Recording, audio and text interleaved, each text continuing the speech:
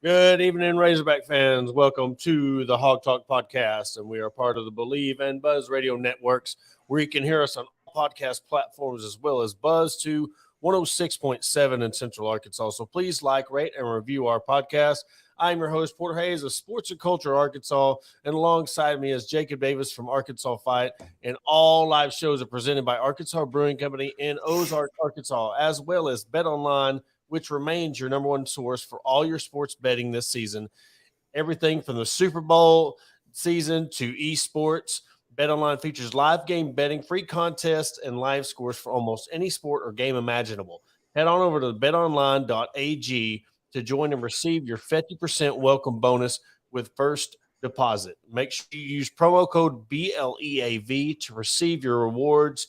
BetOnline, where the game starts. And Jacob, before we start, see the shirt. Yesterday I went on my very first ever polar plunge, and I'm telling you, it's cold, wasn't it? It was very cold. Thank you to the Arkansas swim team for allowing me to wear their cap that kept me warm, and I had to. Nothing is more. You know, when you usually jump in, you got to kind of tow your water in and kind of slowly. But when you're standing in a line and there's four to you, you can't chicken out. You can't tow. You just got to go.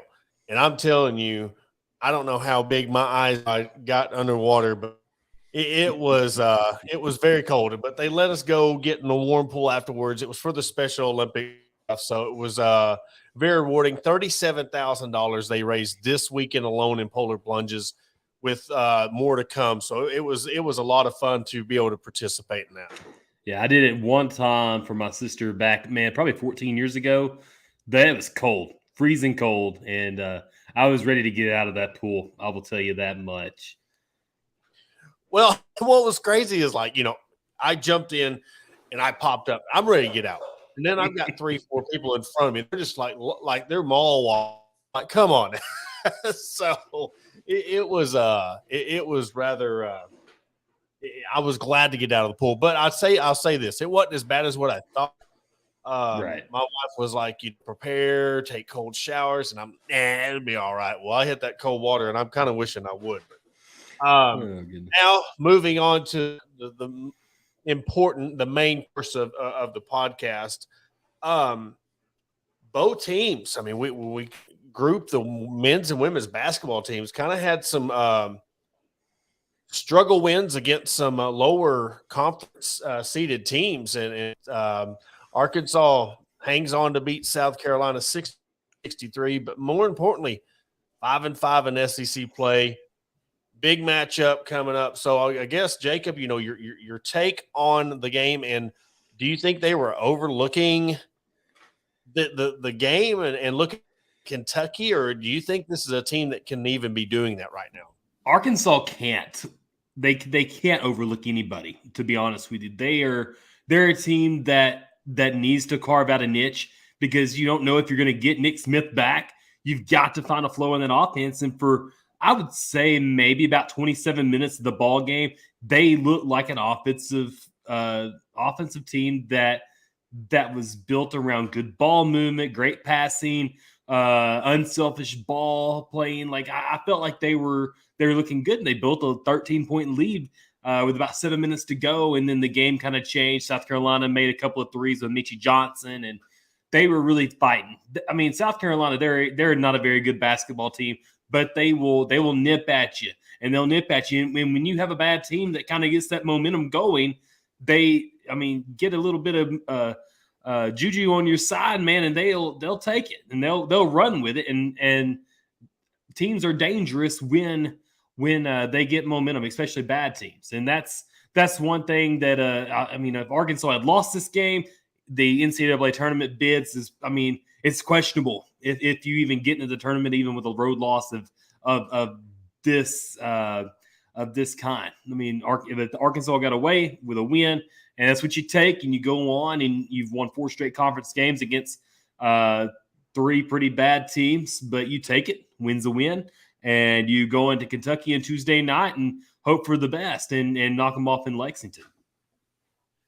This game was exactly what we were talking about last week.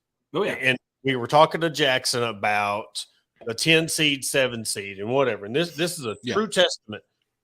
South Carolina had no business. 8-15, 1-9. They're 1-9 in conference. Had no business being in that game. But you see what Meechie Johnson did. 5 from 8 from the 3-point line. 6 of 13 overall. Had 20 points. Josh Gray also 9 of 14. 2 for 4 from the free throw line. And 20 points as well. And Hayden Brown had no but. This tells you this point in the season, anything can happen. And really like the Vanderbilt game against the women, when you get hot and you start hitting these threes at the end, you go on these big runs. They were 5 for 11 in the second half. South Carolina was. Arkansas was 2 for 10. So you're talking about, you can't see how this happened. If you look at that stat, you can see how it happened. You're trading 3s for 2s, and all of a sudden you're scraping away for a win. Yeah. And you're seeing them, Arkansas, they'll increase turnovers. Like, they'll get a little bit too aggressive, especially with a 13 or 14-point lead. And that's what Jimbo here says, is like Arkansas can't hold leads.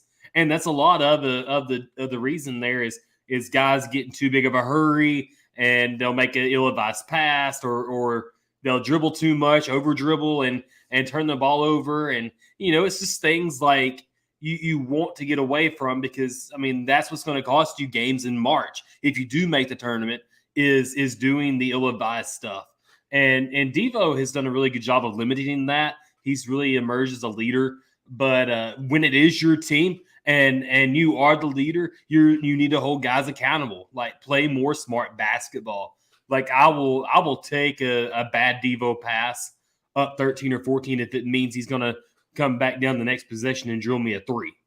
And there were several times on Saturday where I thought Arkansas made some good stops even after they made turnovers and bad passes and stuff like that, and turned around and really defended well against South Carolina. But that Josh Gray, the 7-footer for South Carolina, had no business going for 20 points and whatever he did, 12 rebounds, 13 rebounds. The guy had no business doing that. He averages like 3 points a game.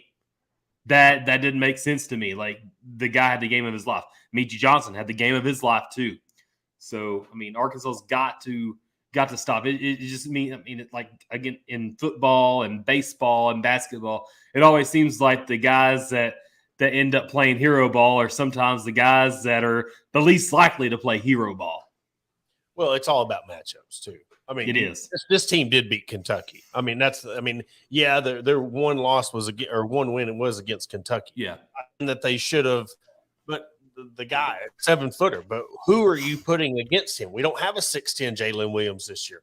We don't have that guy that can go down there and body all game.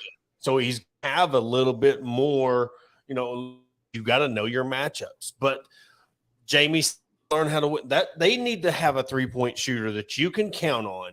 That when a team, say South Carolina, start going on a run, you can count on somebody 3-pointer to extend that lead, or get you a 2 and then a 3, a 5-point, 7.70 run to really stave these teams off.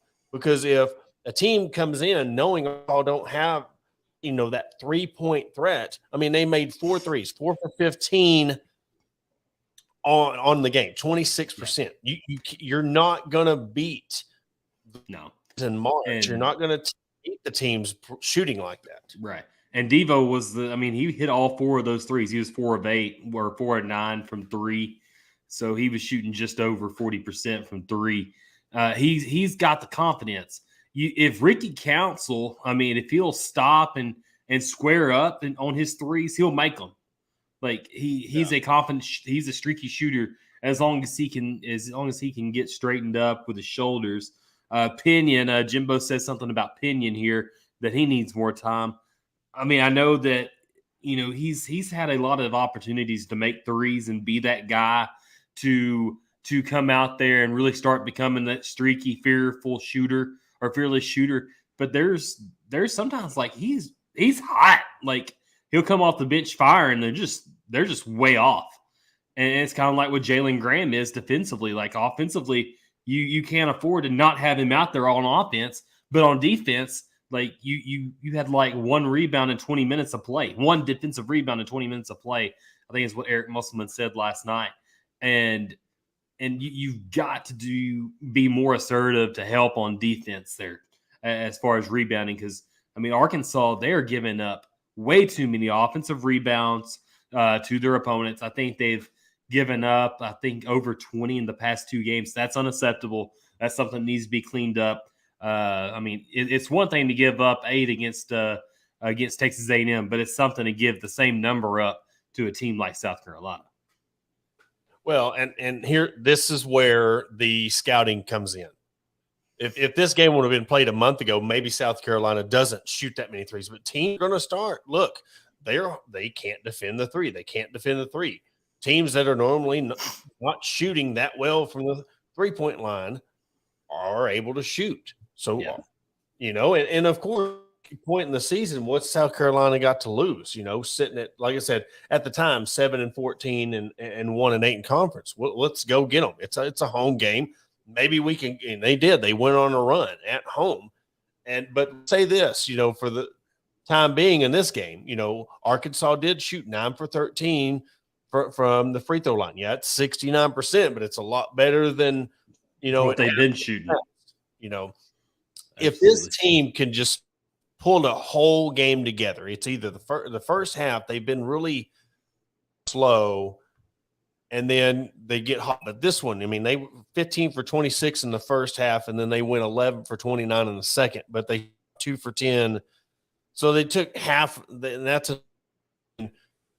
I will critique it is if they're taking too many threes when they need to limit the other team's possessions to get back in the game. And you shoot twice as many threes in the second half than you did the first half. But, a win's a win. And what we're glowing over is since that 4-game losing streak, they're win 4 of their last 5. Only losses to Baylor. So we're still winning. We're back to that 5-5 like we talked about, hoping to get to that 500 mark before this game against Kentucky. It's the fact this is a big game. I don't care what Kentucky's record is, but, Kentucky's on a bit of – I think they're 7 out of their last 8. Their only loss was to South Carolina. Well, I'm talking about the last 7-8 games. Yeah, they lost. Oh, sorry. South Carolina, but their only loss since that was that 68-77 loss in Rupp against Kansas. But they've since that Kansas game, they've beat Ole Miss, Florida, and they both are under 10 points. They beat Ole Miss by 9, and they beat Florida in Rupp 72-67. So, fool you though, because we come into this game, you thinking that it's going to be a cakewalk against South Carolina, and then you see what happens. You cannot let Kentucky come back on you in the second half. They'll run you out of the gym. They'll turn a 2-point game into a 15-point lead. Like that's just Kentucky being Kentucky. And in Kentucky, they're always going to be that team. And I left a couple of notes on my Twitter account this morning about the Arkansas and Kentucky series. Arkansas holds a 2-3 record or 2-1 record against Kentucky under Eric Musselman. They are 2-3 against Kentucky when both teams are unranked. The past 4 meetings have been decided by 7 points or less. They're 4-15 overall at Kentucky and only won back-to-back road games there one time, and that was the 92-93 and 93-94 teams. And the Razorbacks have only won 3 consecutive games. They have won the last 2 games against Kentucky, but had only won 3 consecutive games against the Wildcats one other time, and that was in 2013 with a 73-60 victory and a season sweep that includes the Michael Qualls dunk at the buzzer in overtime, and all 3 of those games were under Mike Anderson. So Arkansas has their work cut out for them historically because they've only won 4 games at Kentucky in Rupp Arena, and they've only I was so surprised when I pulled it up on hogstats.com at how many times Arkansas has beaten Kentucky, and it's not that many times. They're 8-8 overall at home, 4-15 on the road, 1-10 on neutral courts, 13-33 all time versus Kentucky. Incredible. The good thing that when you look at Kentucky's stats is they only average 6.9 threes a game. And that's good because, when you looked at the Alabama and the South Carolina and the Baylor, they're averaging 9-10 threes a game. So that's where you're really going to have to – but this is going to be a physical game. And I think this is my opinion. And I think this goes for both fan bases. This is going to be a big game, 8 o'clock, 9 o'clock their time. I think it's going to be – depends on how the refs call it. I think this could be one of those games where, just like the Baylor game, they're going to call it tight or whatever. But as long as they call it consistently through the game, we're okay. But if they come out in the second half and start calling this thing tight off a whim or just to start, it's going to be bad. But as a team, they're only shooting 69% as a team free throw percentage. You go to their individuals. They have 4 guys over 10 points a game. That's going to be one of them things where that's going to be an issue. They've got more scores than Arkansas when it comes to double-digit scores. And Sheboy's averaging 15 and 13 a game, 15.9 points a game and 13.6 rebounds a game. So we haven't even really talked about him much that year, and he's an average double-double. Yeah, so he's as long as we don't stand inside the paint for 10 years, like he's probably still in the basement from the last game, Arkansas. But he will eat Arkansas alive if Arkansas allows Sheboy to offensive rebound like he was, like he's capable of. He had a pretty monster performance last year in both Walton Arena. He had 30 points on 13 to 21 shooting, 8 offensive rebounds and 10 defensive rebounds and 3 blocks. Like, he was a stalwart down low last year. And that's what Arkansas is going to have to get away from, is they're going to have to figure out ways. Like, Arkansas has all the size in the world to be able to compete and be able to stop Sheboy. They've got to learn how to be more physical. And if Arkansas's got to stay off of fouling, because that's one of the big things that Arkansas's had issues with, is guys in the 3, 4, and 5 positions fouling repetitively. Like, being able to stay fresh but also play defense without fouling is going to be huge. And as well as I do, how Kentucky gets calls at Rupp Arena. I remember Rick Schaefer, I think it may not have been Rick Schaefer, but I remember somebody saying, "Oh, Kentucky deserved that call on the radio because they're Kentucky." And then it's just like Alabama in football. They get the privilege because they're Kentucky. They are that program, and that's what Arkansas's got to stay away from, is fouling too many times and letting Sheboy camp in the lane. Yeah, and Florida did a good job. They only held him to 4 points. And he was in foul trouble because he did foul out of the game. So, but he's rebounds. I like that. Sorry, go ahead. I said in a game where he only went 2 for 14 shooting and 15 rebounds, they beat Kentucky, or they beat 267. So that tells you. But they had Wallace scored 20, Frederick had 12, and Toppin had 17. Yeah, some talent. They got some scores. And they have Severe Wheeler, too, that they've been tinkering with all season long, too. He's a really good point guard transfer out of Georgia. That he's been there. I'm surprised he's been at Kentucky as long as he has. I think it's his second year, but thought he would have gone out last year. But he's a guy that Arkansas's got to keep away from being able to play pick and pop basketball. I mean, that like being able to protect the baseline down low, play a lot more help defense. I mean, I know they only shoot like what 6 threes a game, I think is what you said earlier. Give them as 6.9. many So give them as many threes as you can give them, because they're probably not going to make them. But as long as you can stay up and stay physical in the lane without fouling, I think Arkansas has a chance to win this game. I do like what Jimbo says here with the offensive game from Anthony Black. We've seen it throughout the year where Anthony Black is able to drive to the lane just off the sheer size alone. He's 6'7", 6'8", a big physical body point guard. If he can get downhill and get to the basket, I think Arkansas has a chance there to have some success on offense. But he has to do that consistently. You disagree? All right, tell me. Because we can't. You're going to be going up against Sheway. You're going to be going up against. You're driving the lane against some enforcers, some inside guys. They're looking to block your shot. All right. With that comes physicality. He's already nursing a knee. We've already got 2 guys out. Season have an open lane and a layup, take it. But I think if you're taking your guard and you're being over aggressive, you're risking him get injured. And in a game like this, point of this season where, look, we still get to play at Budwall. I'm not saying, hey, let's wash our hands of this one.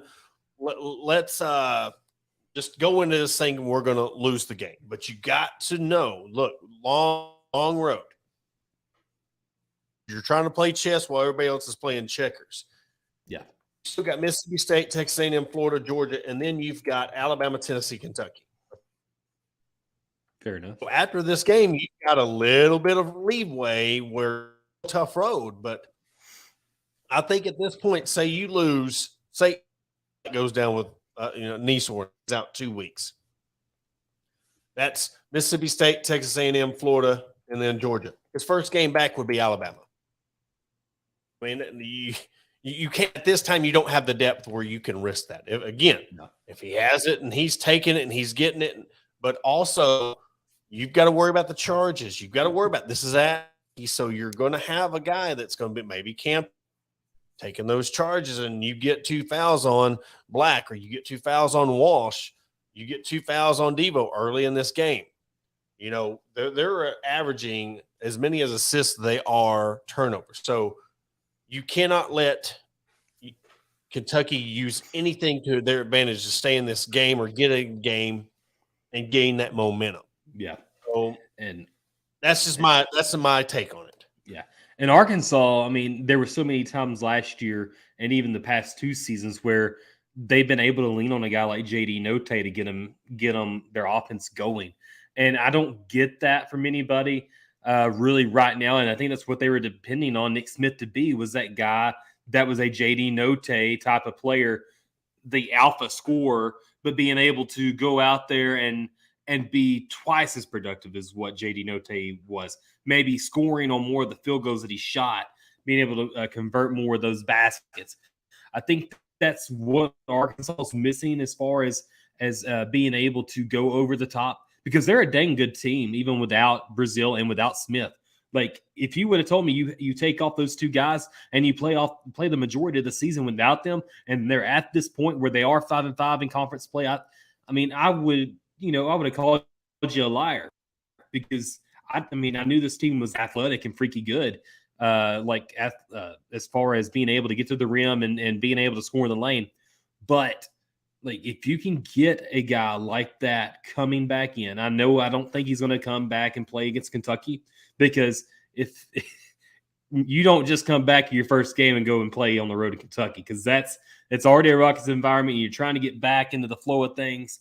I don't know if that's a good spot to bring a guy back from injury. But the way these guys are playing with confidence, winning 4 out of the last 5, I think Arkansas has some momentum on their side. They can play with confidence, and they can go out there and feel a little bit, easy, and be able to play within themselves. Where the past couple of games they've had to fight to get back to 500. I think they can play a little bit more free and within themselves, and hopefully try to go knock off and win at Kentucky for just the 5th time in school history. Yeah, and in SEC play, Devo and Ricky's averaging 14 and a half a game. Anthony Black's 12. So, Devo's really stepped it up. Again, he only had 3 turnovers. 11 as a team, 3. So he's getting better. You got to realize, we talk about this leadership role. Now he's got to step up in that athletic, in that general type of way that he's not used to, just like Anthony Black was not used to. So I think now that they're starting to settle in, they've won 4 out of their last 5. They've got a very important game. This would be a one to get a win. They're only 1-4 in away games, or 4-1 at home. So this will be another one to really, you talk about that RPI and talking about winning a key road win. You get 2 road wins in a row would be huge for this team.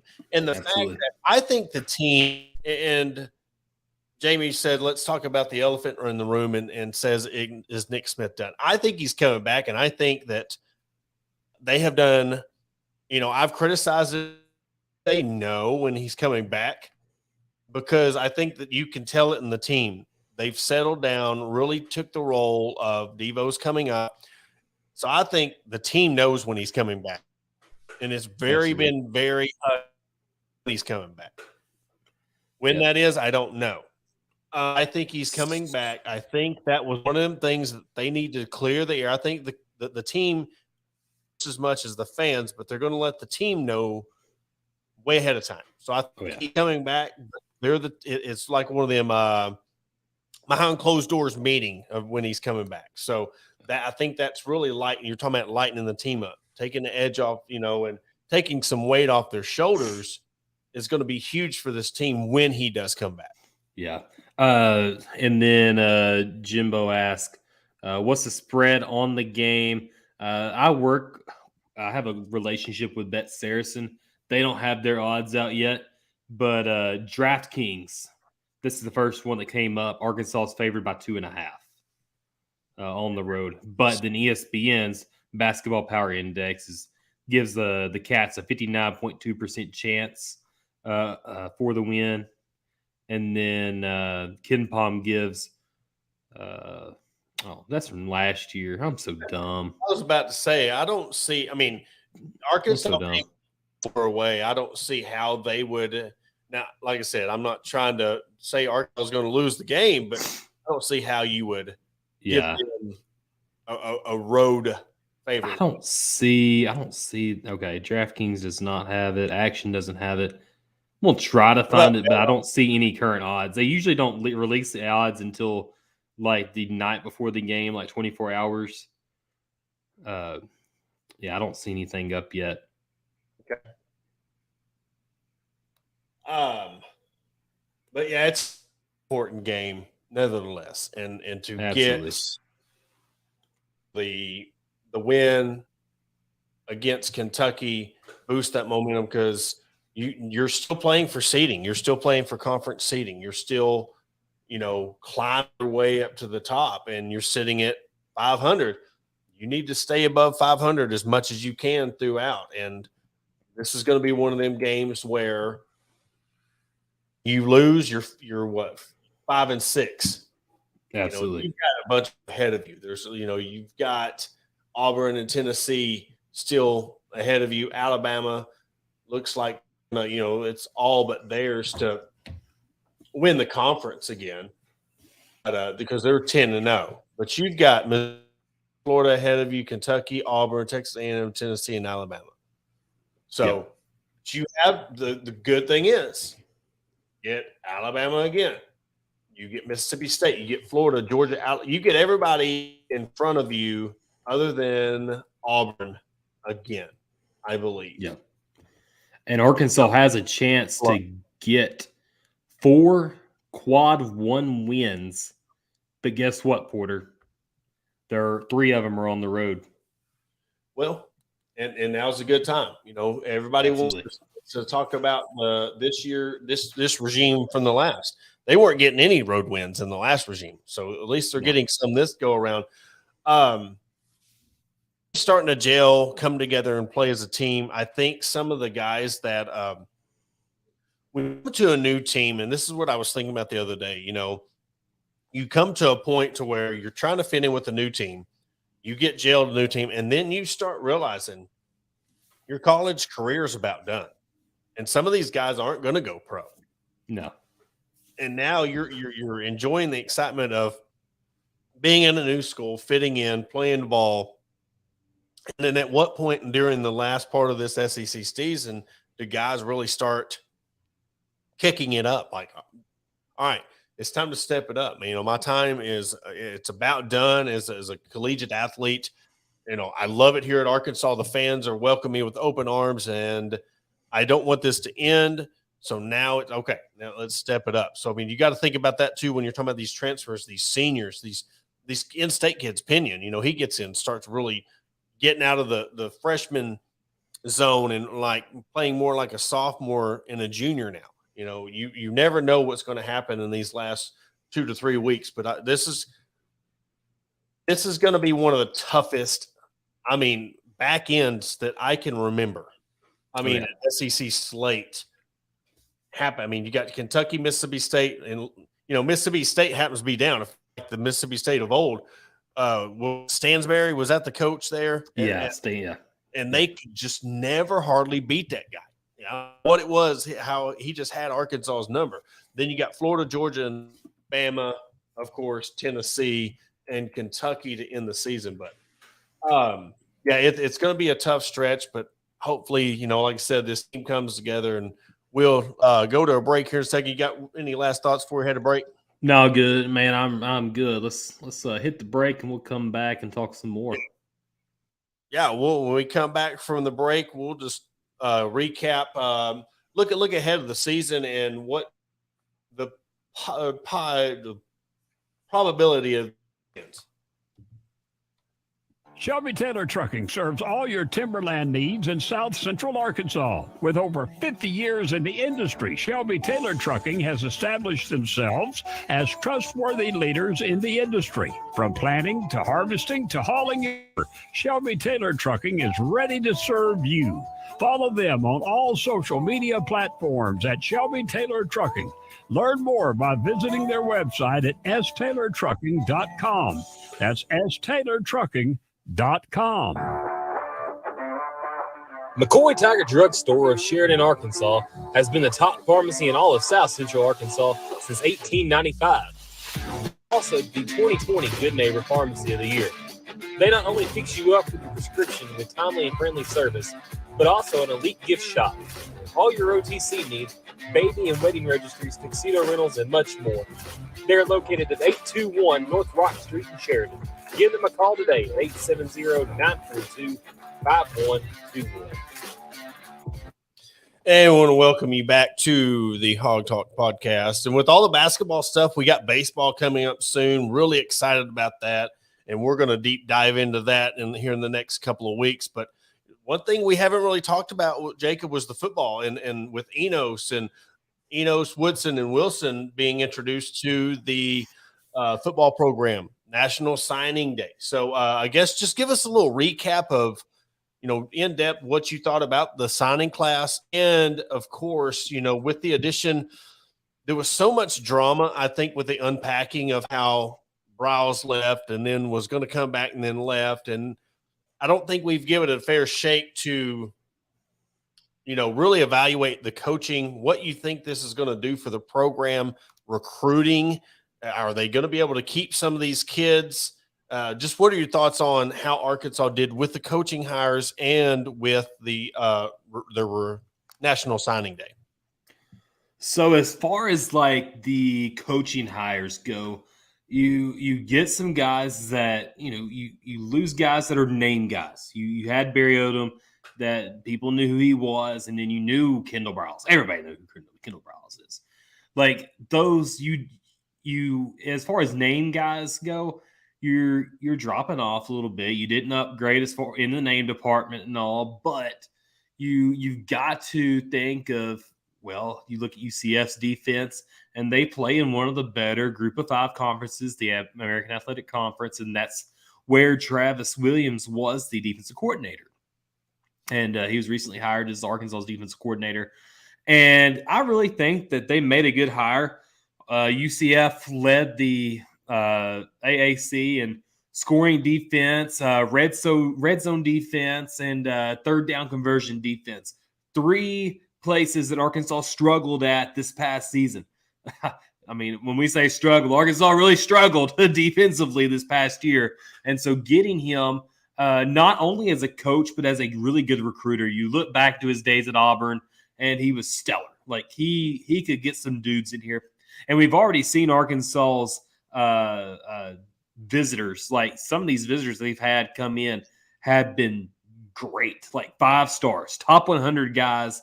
And I know it's the new hire thing. It's a flashy hire, and kids are going to be really interested in seeing what this new school has, that their coach, that the guy that's recruiting them, where he's at.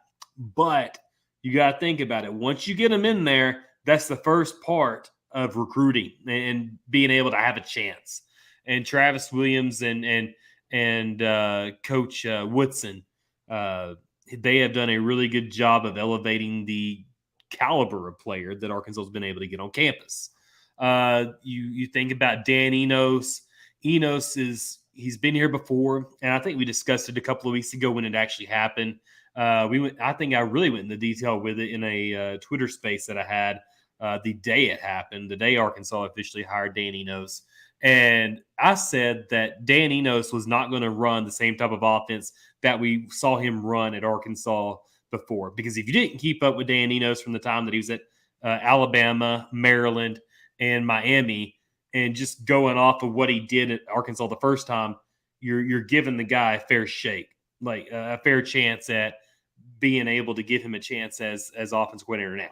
Because he's going to kind of run the same kind of offense as what Brawls has run, kind of maybe more wide open passing wise, because Maryland was like a top 15 pass offense a couple of seasons ago. And then last year they were like ranked in the 30s and ranked in like the 50s in rushing. So they were more balanced last year. But I think Arkansas was a very solid hire with Dan Enos there. And then you had Darren Wilson, who has a very good pedigree as far as coaching goes. If you hear the last name Wilson and you automatically think, oh, he's from Louisiana. Oh, he's Frank Wilson's nephew. If you know Frank Wilson was the wide receivers coach or running backs coach at LSU, a guy that's a really good recruiter. Darren was at Florida this past season as a quality control defensive backs coach, but he coached the defensive backs and safeties at UTSA under Jeff Traylor, who was a former Arkansas assistant coach under Chad Morris, who's won 31 games in his time at UTSA as a first-time college football head coach. So obviously he's been around some really good coaches, the guys that he can learn around. And with Frank Wilson being his uncle, like that bodes well because you're going to be able to learn from some of the best coaches in football. And so I really think Darren's a solid hire as a 10th assistant. He'll be coaching defensive backs with Coach Marcus Woodson. We thought for a while, we thought for a while Sam Pittman's really taking his time on this defensive back coach hire, this 10th assistant coach hire. Who's he going to get? Is it going to be some retreat? No, it's a young guy that's really motivated in recruiting.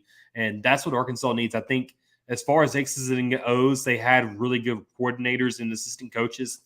But as far as like recruiting and X's and O's, I think Arkansas kind of upgraded there as far as at least in the recruiting department. But we'll see in spring practice we'll kind of get a mock of what we can expect. But I think Arkansas is in a good spot to at least kind of be in the same situation as they were, or maybe even a better situation than they were this past season.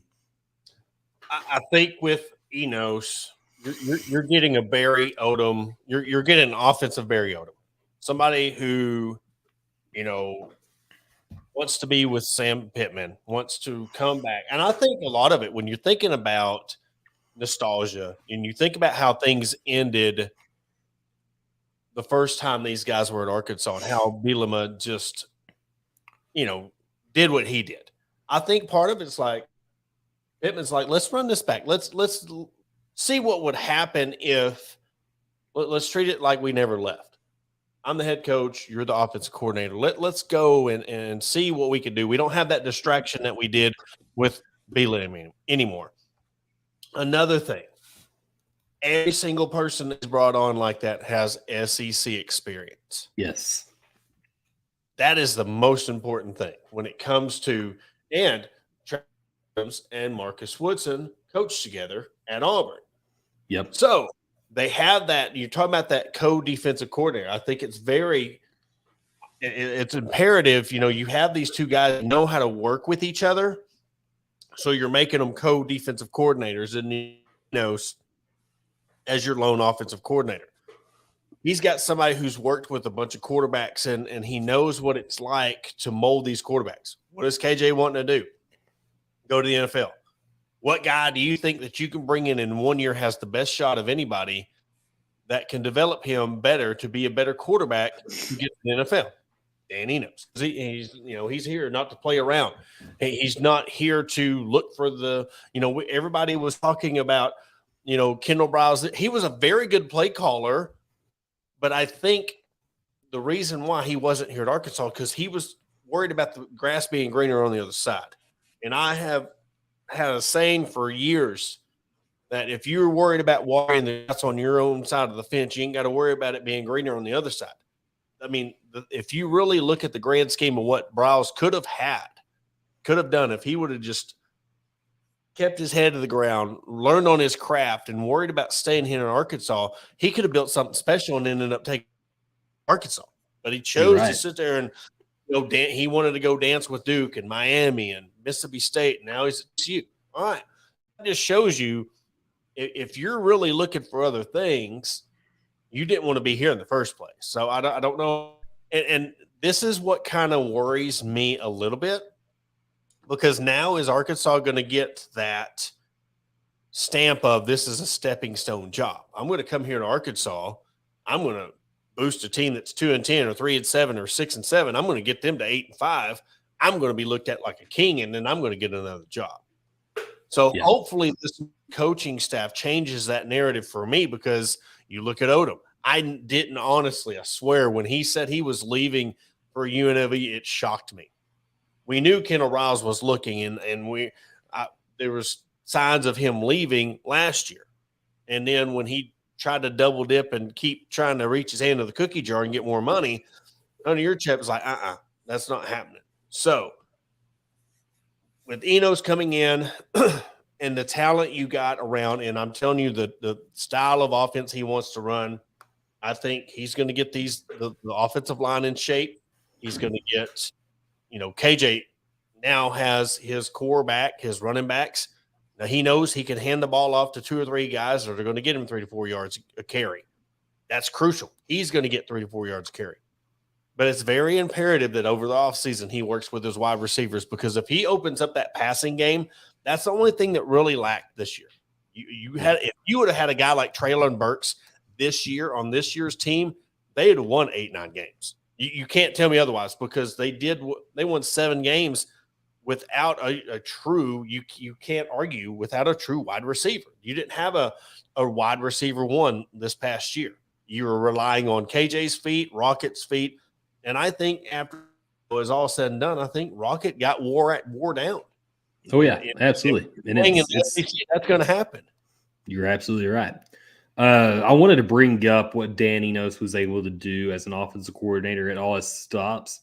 As I work for Arkansas Fight with SB Nation, there's various college football sites, team reps, and the Miami rep, I can't find the name, the State of the U.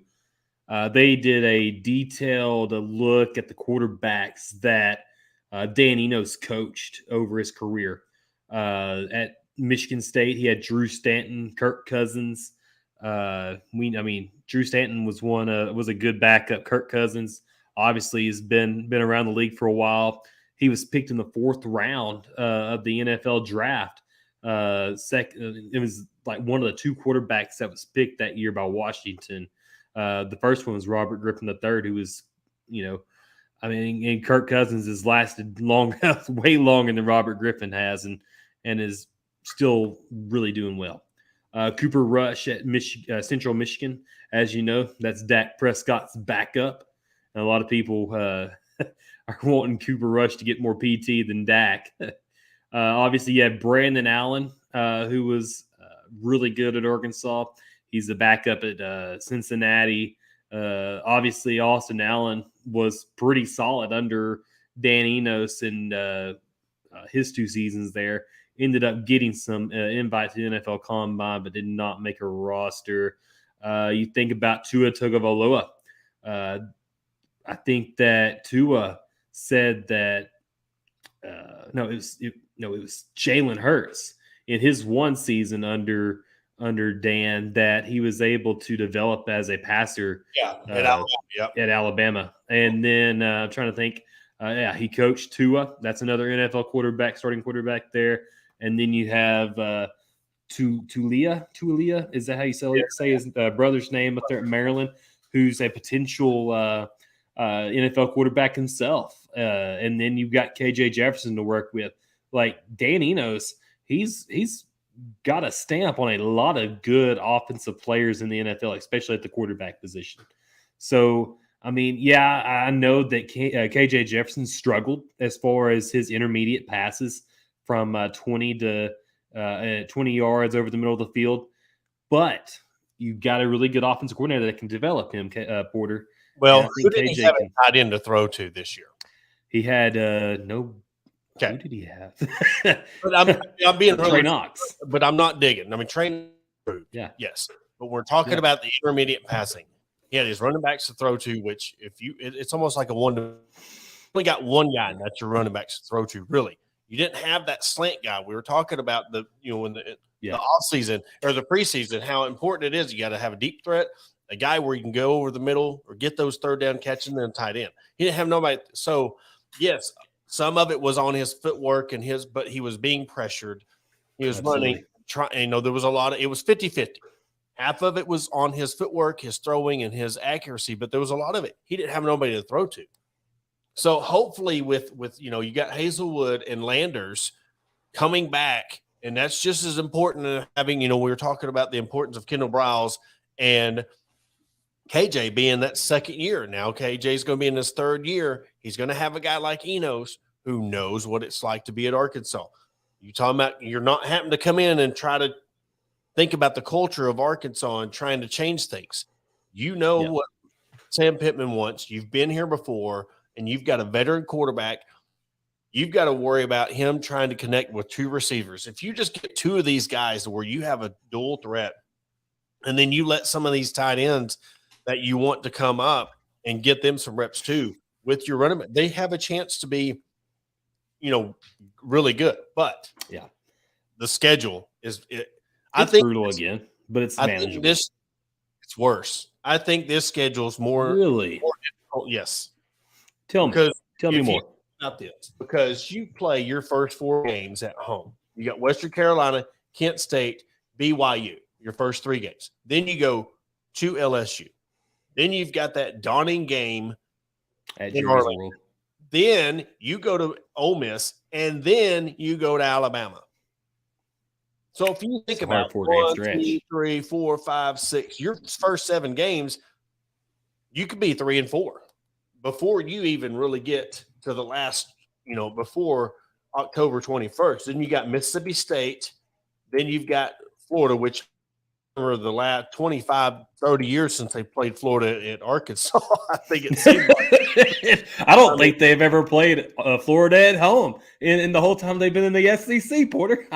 That's a joke. That's sarcasm. That's sarcasm. It feels like it's been a while. Yeah. I think it was 2003 the last time I remember. I was there in 2016 when they put a whooping on them, but it feels like Arkansas plays at Florida more times than they play them in Gainesville.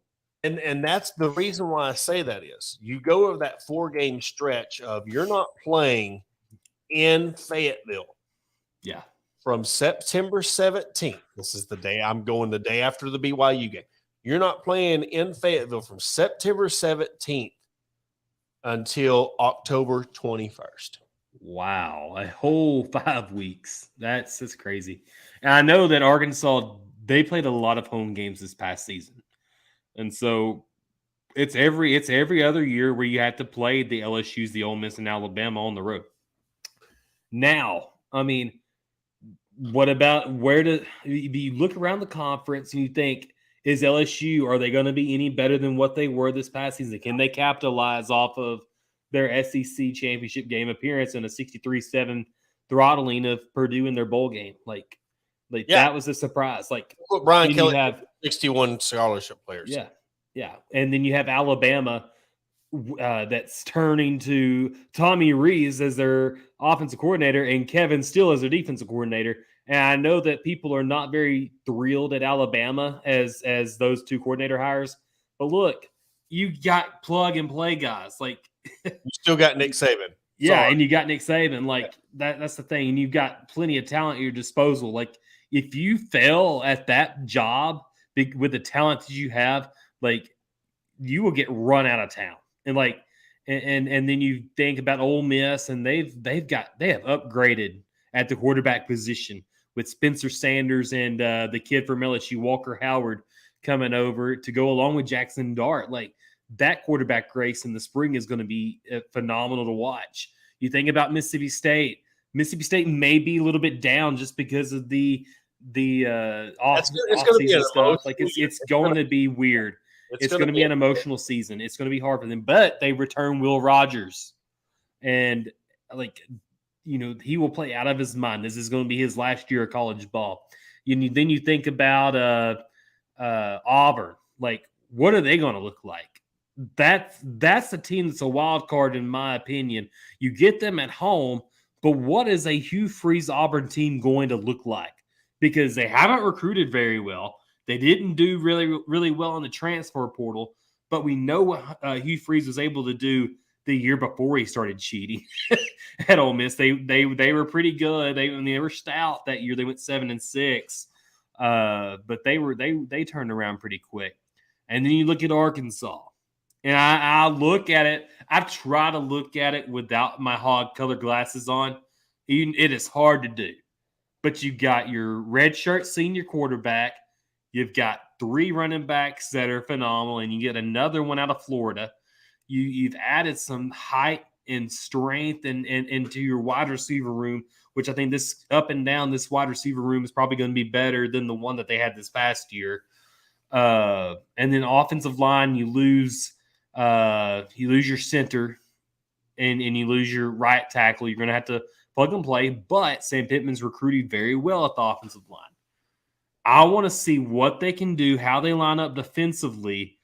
And if they look smooth in the transition over to the Travis Williams defense, I'll be more optimistic. But Arkansas is probably going to have to win a lot of games with their offense next season. I think that's why they recruited heavily to guys that were very successful FCS players and recruited really well on the offensive side of the ball in this class, because they've got to figure things out offensively, or they're going to end up having to win a lot of shootouts, in my opinion. What really scares me about this is, of all the seasons, they're going to need depth. This is the next season. But the good thing is, I know this is Sam Pittman's 3rd, 4th year. I don't know, however you want to play out the COVID year, Yeah. But you've got a new offensive coordinator, new defensive coordinator. So you kind of get a little bit of a pass. But then again, you're looking beyond next year. Who's going to be your quarterback after KJ? Who's going? You're looking at years where you need to keep building. But man, I'm just telling you, with Brian Kelly, what he's done at LSU, and then what the week after that. Hey, let's go play Jimbo and old Bobby Petrino in Arlington. After that, hey, let's go play Lane Kiffin in Oxford, Mississippi. Oh, after that, hey, let's go play Saban in Tuscaloosa, Alabama. Those 4 games, I want to put this out there. Name me a 4-game stretch that has been as brutal as that 4-game stretch that's going to be coming up. I mean, I'm looking. I can't find one. I mean, because it's legit. And another thing, you look at A&M and Auburn and Missouri. Those are games where they've been 50-50, games where you need to win those games because you look at LSU, you look at Alabama, and you look at like the Georgias, the upper tier teams that you're not on their level yet. So those games against A&M, the game against Ole Miss, Mississippi State, Auburn, Missouri, those are very important. You cannot if you want to go to a bowl game, you cannot lose the Missouri game. You cannot lose the Mississippi State game. And you're going to have a toss-up where you're going to have to win either the Texas A&M or the Ole Miss game. You can't lose any of those games because you're looking at another 6. I mean, because if you win Western Carolina, Kent State, BYU, you're probably going to win. It might be tough, but so you start 3-0 there. You got Florida International. There's 4 wins. Yeah. All right. We're the 2 to 3 wins going to be. It's manageable, but where those winnable games come at in the season of Mississippi State at Florida coming after that 4-game stretch. So you're going to have your depth in line, or this is going to be a really good year, or it's going to be it's going to be play out just like it did this past season. You're right. We have the potential to win 8 games. Yes. But it depends on if you go to that stretch of that 2, say you go 2-2, say you lose at LSU, Texas A&M win, you beat Ole Miss, and then you lose at Alabama. That, to me, is going to be a win. If you can win 2 of those games, that's going to be a win. Yeah. The thing that we need to see is what kind of effort they're going to have this fall. Because we remember, like this past season, max effort was not seen every single game. Like, it would vary between the first half and the second half sometimes. And it all started during that Texas A&M game when KJ fumbled the ball at the goal line and the momentum swung to Texas A&M, and the season just felt like a wash the rest of the year. What kind of effort are we going to see? And we have guys like Pooh Paul who's come up and said that I'm going to lead this defense. They are going to be under me, and I'm going to take them as far as we can take them. I don't know what your take is on that, but it's good to see guys verbally say that I'm leading this team. This is my defense, and this is our time. That's what I don't think Arkansas had verbally in the locker room compared to what they had in 2021 with Grant Morgan and Traylon Burks. Well, I mean, and you lost your key. You lost your captain in Catalan. Yeah, but you see what happened to him. I mean, like I said, him going to Texas shocked me too. You know, we've talked about that. But what I want to get to, your question of how the team's going to respond. I think Sam Pittman's biggest win was washing the whole coaching staff, the offensive coordinator, defensive, because there was clearly something going on behind closed doors. Well, half the team probably, the defense was probably mad at Kendall Briles. Well, this is why we're sucking. The offense was probably like, well, look at the defense. Caused this war between the offense and the defense. Well, you get rid of both of them. Let's start fresh. Bring in 2 guys that have worked together, 2 guys that on that Sam Pittman puts 2 guys on defense that have worked together. He can put them on the defensive project where he can coach. He don't have to worry about coaching the defensive guy. You're not bringing an up-and-comer. That's in the SEC and in the state as a program. You got to have somebody that's got some SEC defense experience or Big Ten. I mean, somebody who knows how to play defense. He knows. Just like I said, he's that guy that was the Barry Odom, the guy that you put on offense that you can trust. You've worked with him. He knows how to run an offense. He's knows how to mold quarterbacks. And the most important year of KJ's year, because I'll tell you what, I think if they don't get somebody like Enos, I think KJ walks. I think if he feels like they bring somebody in that he doesn't feel like he can develop and try to get to that next level, I think he would have went somewhere. Either he would have went to TCU with Briles, but I think that shows the confidence in him bringing in Enos, because in the end of it, we still got to look out for ourselves. Yes, we're Arkansas, and but loyalty to the college is only going to get you so far, because the fans are not going to pay your NFL bills. They're not going to pay your salary. So you need to worry about is staying loyal to this fan base worth me going and potentially losing out on millions of dollars in the NFL. So I think it's good. I think it was the most important thing when he washed the whole, because there's no division now. You're right. We're fresh on both sides. Let's go get it. I think that was a good job on Sam Pittman on that. I think these guys all have chips on their shoulders, and that's what I'm going to close on tonight. Is I think these coaches all have chips on their shoulders because a lot of these guys are young guys. They're feisty. They're ready to fight. You look at the Morgan Turner, who was hired as a tight ends coach. The guy has put out maybe 7 or 8 tight ends to the NFL as a position coach. That is just crazy. Like, that is really good. Like, that's a really good hire. Now, and you bring in here's like another Luke thing. Haas.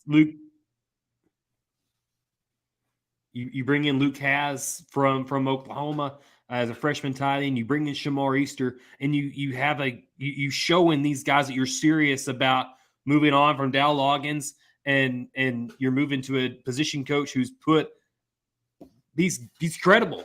He's a good credible name, and that was a really good hire that you couldn't have done any better. And then Dan Enos, he was a name hire, and a guy that's put 7-8 quarterbacks in the league. And you still return your offensive line coach, and you've got Kenny Guyton, who's built his name on recruiting, a guy that I thought would have followed Kendall Briles to TCU, but didn't.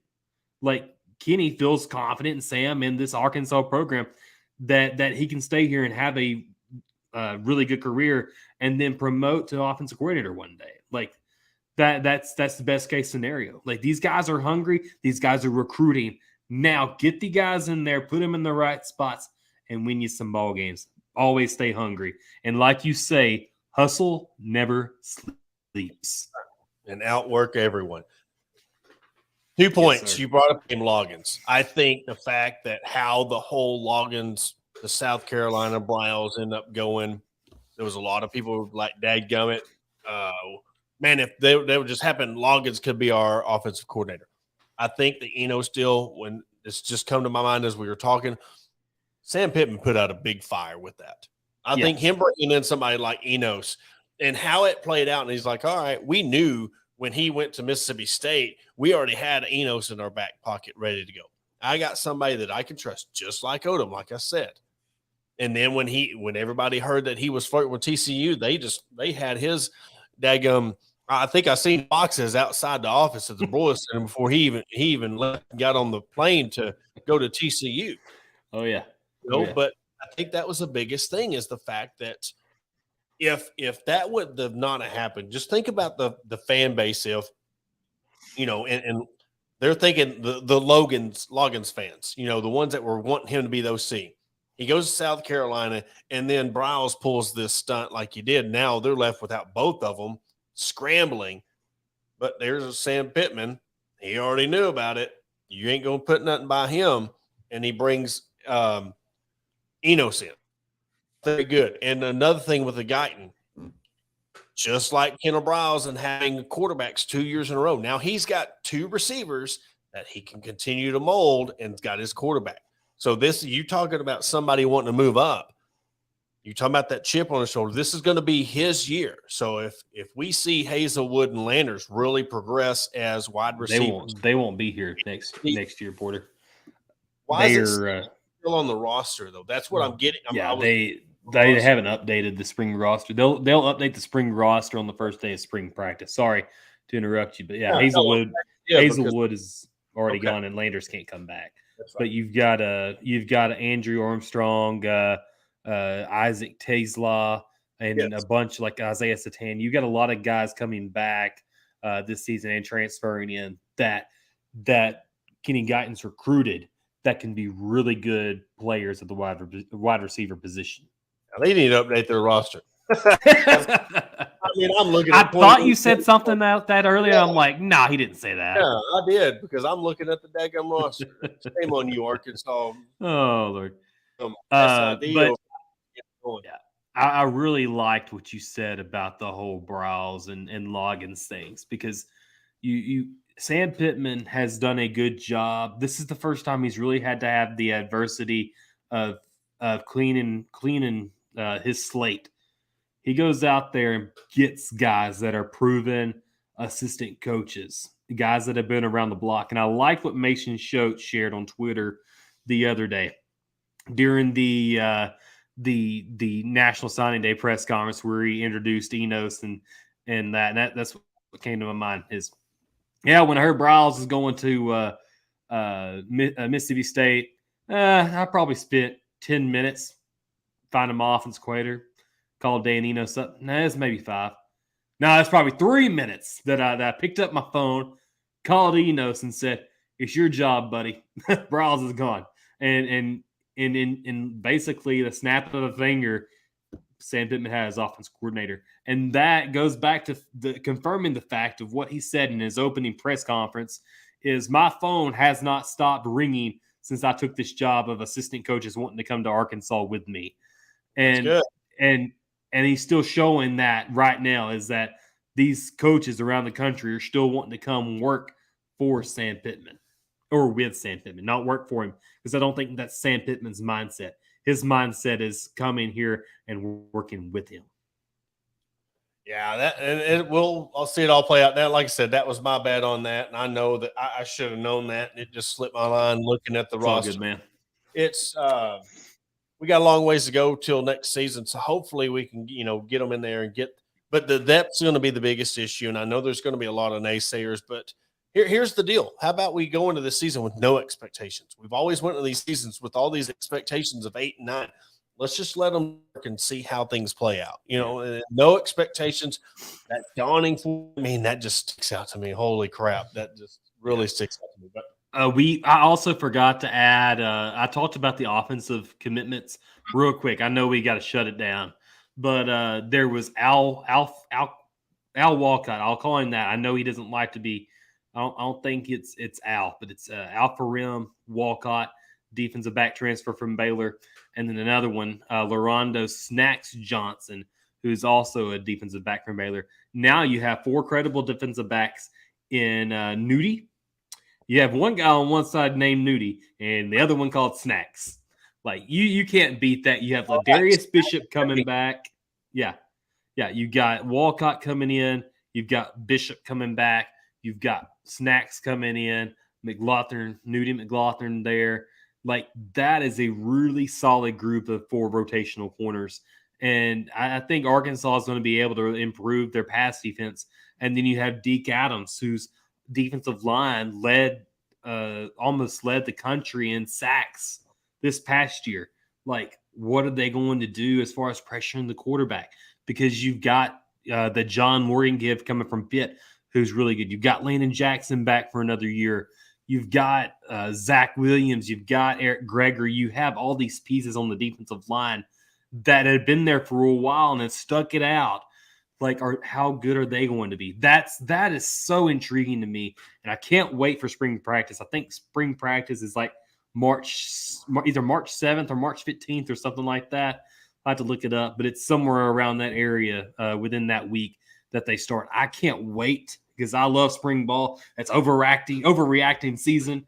But really, I'm excited to see what these new guys have for us. Well, that will do it for this episode. Tomorrow night, we have a special guest lined up for the Weekly Women's Sports Report. We got the First Lady of Arkansas basketball, Danielle Musselman, coming on. We're going to talk about a bunch of the causes that she's got going on, the advocacy, the state of the women's programs there at Arkansas. It's going to be a really fun show. Plus, we have a big announcement sponsorship-wise. I'm going to say sponsorship-wise because I kind of put a teaser tweet out there, and people kind of run with Nick Smith Jr. coming back. So I do, I corrected myself. So couple of big announcements coming up within the next month when it comes to our sponsors and what we got lined up for this show and the women's part of the show. And we're going to have a lot of baseball coverage coming up between Cabo and our good buddies Phil and Bubba. So we're going to keep you really in tune, probably bring Mason on to talk some baseball as well. So it's going to be an interesting fall with all the spring sports coming on. So, But tomorrow night, cannot wait for that to kick off. That's going to be around 6 o'clock tomorrow evening. So, but for myself, Porter Hayes, Jacob Davis, this has been an episode of the Hog Talk Podcast, and we will catch you tomorrow night.